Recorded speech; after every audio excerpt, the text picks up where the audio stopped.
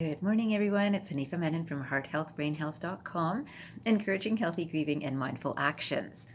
Today, I am in a contemplative space and I'm thinking of values, people's values, our own values, and what things we value in life. And I came across a quotation which is on my mind, which I thought I'd share with you. And it's by Albert Einstein. The quotation says, "Don't become a seeker of success, become a person of value." Don't become a seeker of success, become a person of value. I love this quotation because I really, really believe in it.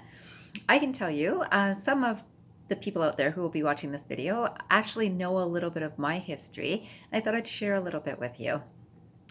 A few years ago, I had helped to create a retreat of my dreams.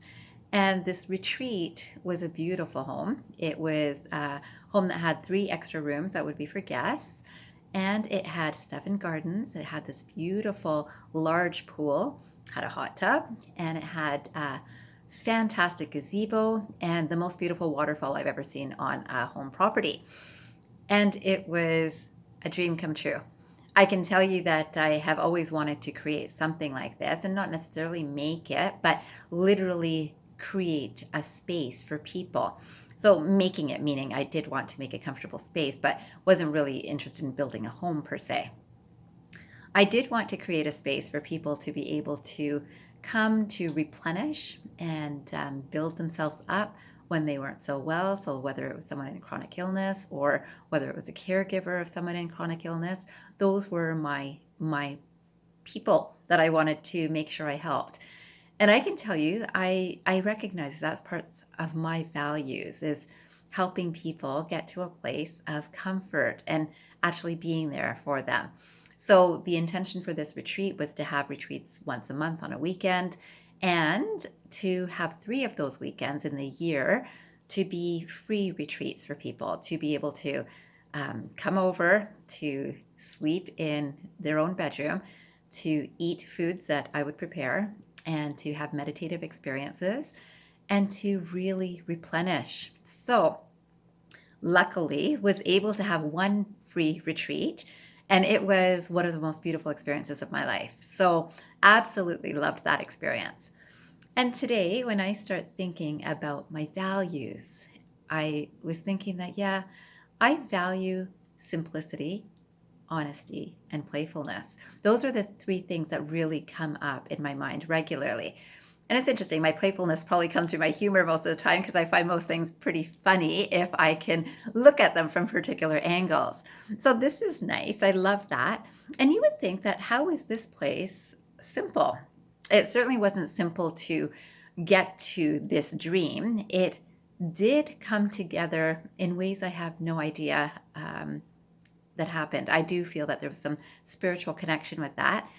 I also think that it was related to my values and the desire to help. So, this giving space that I was coming from in helping to create this space. I didn't want people to need to travel to a different country to have this experience because many people would not be able to afford that. I didn't want people to even travel very far, right? So they would be very close if they needed to get to a hospital, they needed to get to an appointment, or they just wanted to feel close to their families. They would be in a space that they would be able to do that. And it was achieved, which was fantastic. And it was a lot of work. It was a lot of work to get to that dream, and it was a lot of work to maintain because it had 7 gardens. And I discovered how much I love gardening through that experience. Partly because I had to. I really had to maintain this space in my feeling or desire to make sure that it was a beautiful space for people to arrive to and to enjoy. I needed to maintain that. And that took a lot of work. And then the cooking for the retreats would take work. I was also hoping that one of those free retreats would always be for professionals, practitioners, healthcare practitioners, who often will not take the time or money to just treat themselves. So if something was given to them, it would be a beautiful thing, in my opinion. But so today, when I recognize that these 3 areas are the values that I value most, I think of it and I think, every step of the way, those have always been part of me. So today, even though I'm not in that retreat space and I do no longer have that retreat space, I look at the space that I'm in and look at today. We're doing most appointments, or many people are doing appointments on Zoom, and I work through WhatsApp and Zoom sometimes.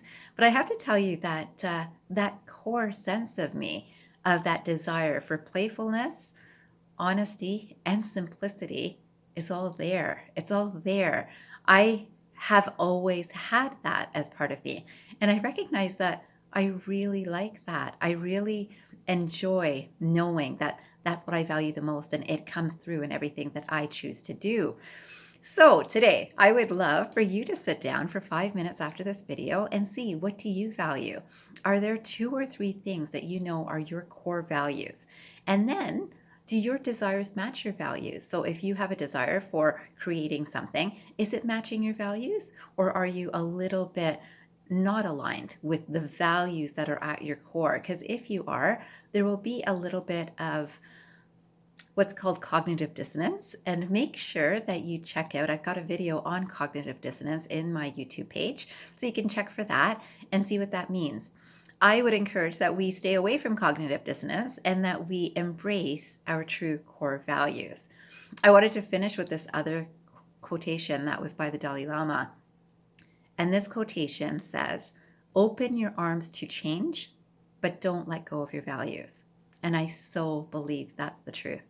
So I hope you have a wonderful day today, and don't let go of your values. Sit down for 5 minutes and see what your core values are. I hope you have a beautiful day ahead. And remember, transform your mind and transform your life. Have a great day, everyone.